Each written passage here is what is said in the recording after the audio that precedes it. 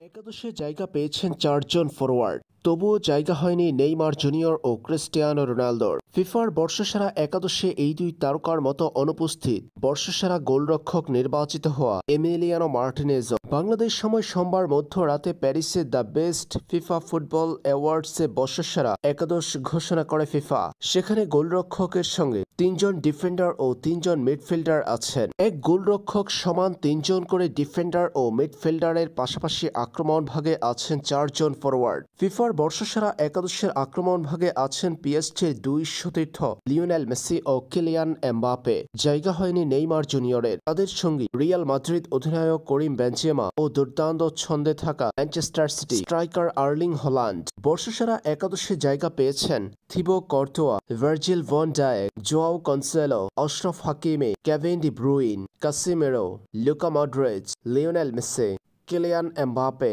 Karim Benzema